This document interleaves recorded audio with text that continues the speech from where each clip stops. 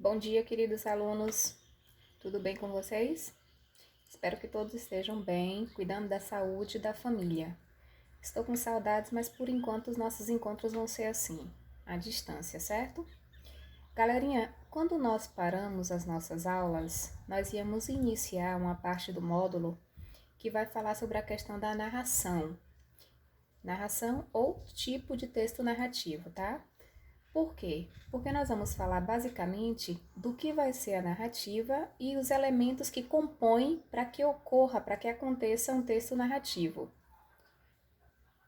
Primeiro, na verdade, nós vamos voltar aí para poder conceituar o que é narrar. O que seria narrar? O que é narrar? O que é uma narração? E aí você vai logo lembrar com certeza de histórias, né? De alguém te contando histórias ou de livros que contam histórias. Isso está correto, é isso mesmo. Narrar, na verdade, é expor, é contar um fato que pode ser real ou imaginário por meio da escrita ou oralmente. Quando você conta uma história para alguém oralmente, também é uma narração, tá? Por quê? Porque você está contando um fato que foi real ou fictício. E isso vai ser narrar. E a narração é um texto muito importante e muito interessante porque ele é muito amplo. Ele possibilita, ele permite que, na verdade, a nossa imaginação vá além. Automaticamente, quando a gente está lendo a história, você imagina o lugar, você imagina os personagens, você imagina a situação, você imagina o cenário. Então, assim, a narração ela é muito boa porque ela consegue mexer com a nossa imaginação e a gente consegue visualizar, quando a narração é rica em detalhes, cada pedacinho, cada espaço, cada pedacinho que o texto mostra pra gente. Então, assim, por isso que o texto narrativo ele é tão atraente e ele é tão interessante de ser lido. Vamos basicamente para os elementos da narrativa, né? Porque para que exista o texto narrativo, nós temos uns elementos que são básicos. E aí, quais são esses elementos? Nós temos o narrador, personagem, espaço, tempo e enredo, certo? Esses aí, na verdade, são os elementos que nós chamaremos de elementos da narrativa. O primeiro desses elementos aí vai ser o narrador. Aí você pensa logo, narrador. Narrador é quem conta a história, professora? Beleza, acertou, certinho. É quem conta o fato, seja ele real ou fictício. Só que tem um detalhe, você não vai confundir narrador com autor, tá? Podem ser pessoas diferentes. O narrador é quem vai contar a história dentro do enredo, tá? Dentro da narração. O autor geralmente é quem escreve. Pode parecer meio confuso, mas é simples. Vamos fazer de conta que Bela está contando uma história para a fera. Bela vai ser a narradora. O autor vai ser quem escreveu o livro A Bela e a Fera. Beleza? Então, assim, Bela vai ser a narradora porque ela que está contando a história para a fera. E aí nós vamos lembrar basicamente de 3 tipos de narradores. O narrador personagem, o narrador observador e o narrador onisciente. Quando eu falo de narrador personagem, você já automaticamente consegue associar. Ele narra e ele é um personagem, ou seja, ele conta e participa da história ao mesmo tempo. Isso aí. Ele é um narrador personagem, porque ele conta e participa. E aí você vai observar vários verbos e vários pronomes na primeira pessoa. Seja na primeira pessoa do singular, como na primeira pessoa do plural. Ele vai usar muito eu, nós, fomos, estávamos, porque ele também participa da história. Aí nós vamos chamá-lo de narrador personagem. O narrador observador, como o próprio nome já fala, ele só observa, ele só conta, ele não participa. E aí é um predomínio tanto de verbo quanto de pronomes que estarão na terceira pessoa. Ele, eles, estavam, passaram, pensaram. Então ele vai usar muito a terceira pessoa porque ele não participa, ele só conta. E o narrador onisciente, ele geralmente está em terceira pessoa, mas ele é aquele narrador que ele sabe tudo, ele conhece tudo. Ele, além de contar os fatos, ele também conhece intimamente os personagens, sabe os seus pensamentos e os seus sentimentos. Então, ele sabe tudo sobre qualquer coisa que aconteça na história. Esse é o narrador onisciente. Quando nós falamos de tipo de narrador, nós também vamos lembrar do que vai se chamar foco narrativo. E o que é esse foco narrativo? A palavra. Na verdade, o termo em si parece meio complicado, mas é bem fácil. O foco narrativo é como eu acabei de falar. Ele quer saber se a história ela acontece na primeira ou na terceira pessoa. Na primeira é quando participa da história. Na terceira é quando só conta a história. E aí você fala assim, professor, e como é que eu vou descobrir esse foco narrativo? Você vai descobrir através dos pronomes e através dos verbos. Com o narrador personagem, por exemplo, a história vai ser narrada em primeira pessoa, porque ele vai se incluir. Ele também é o personagem, então ele vai falar eu, nós, estamos, tá? Por ser justamente um personagem da história. O observador, o foco narrativo vai ser em terceira pessoa, porque ele só observa, ele só conta a história, ele não participa. E o onisciente é interessante porque nós vamos ter o foco narrativo das duas maneiras.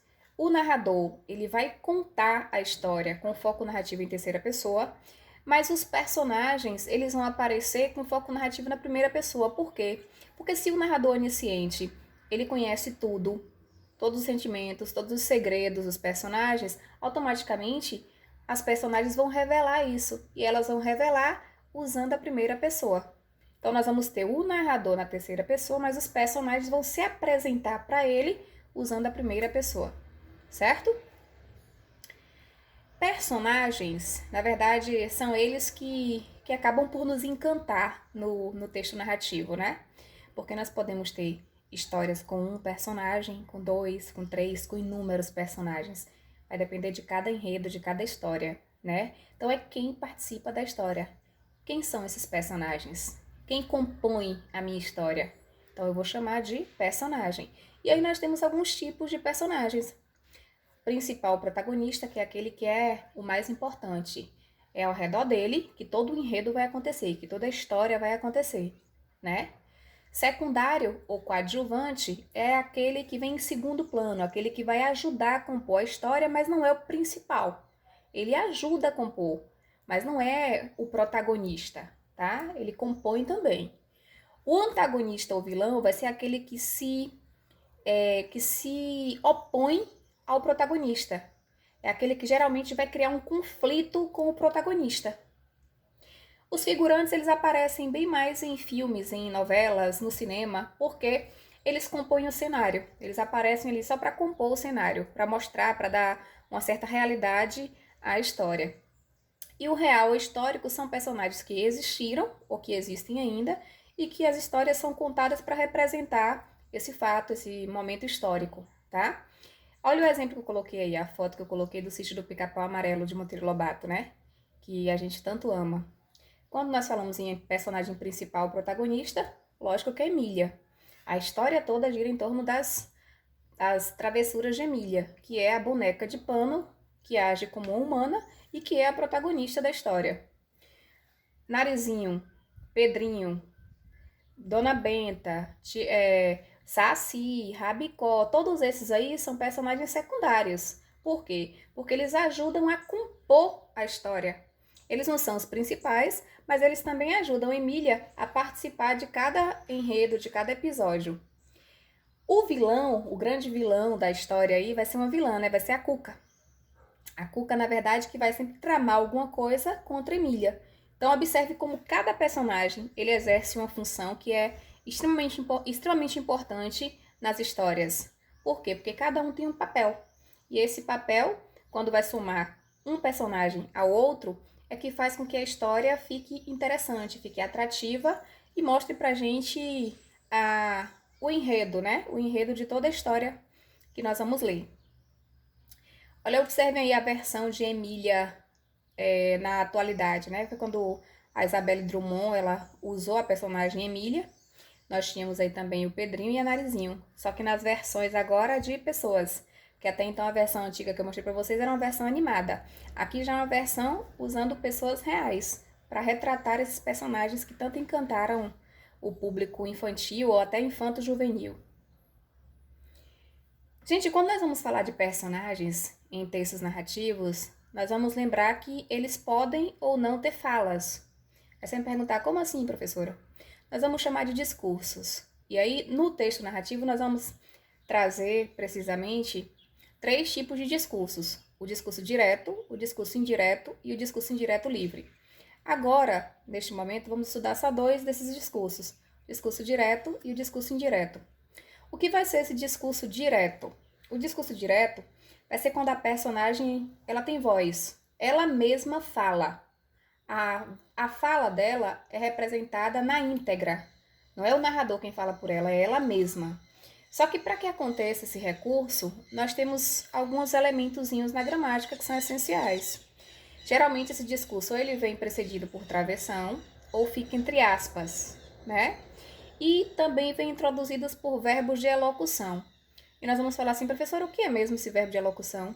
São esses verbos que vão prever falas. São verbos que vão ser colocados antes de falas. Como assim? O verbo disse, o verbo falou, o verbo gritou, o verbo comentou, o verbo observou, comentou, respondeu, explicou. Todos eles aí precedem falas. E quando eu falo assim, Iana disse, eu já estou automaticamente prevendo que vai vir a fala de Ana.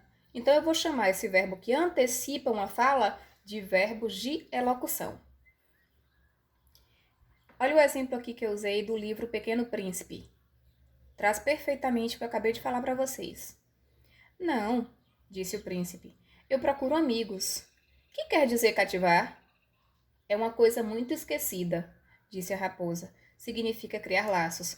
Observem que aqui, tanto o príncipe quanto a raposa, as falas deles foram representadas na íntegra.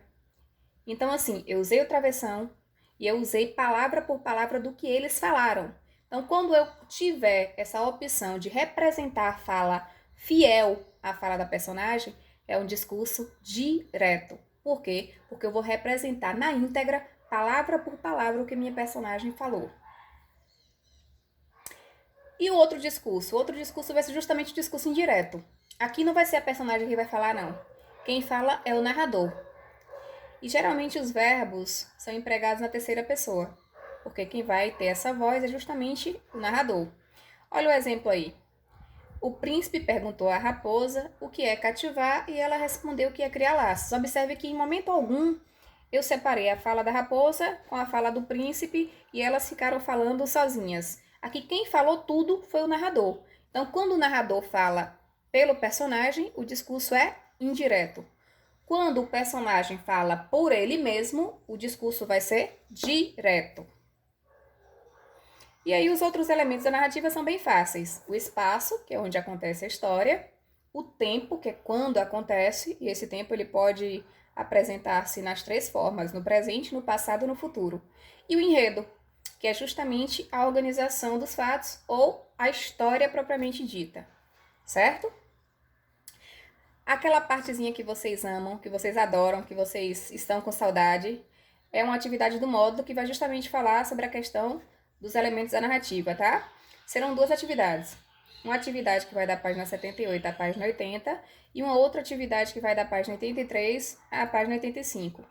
E assim, estou com saudade de vocês, quero que estudem. Vão, na verdade, criando esse hábito de estudar um pouquinho todos os dias. E vou até finalizar a nossa aulinha de hoje com a frase do livro Pequeno Príncipe que eu usei como exemplos. O amor é a única coisa que cresce à medida que se reparte. Então, estamos distantes, mas o meu amor por vocês só cresce mesmo nessa distância toda, tá? Um beijo, um abraço, cuidem-se e fiquem com Deus.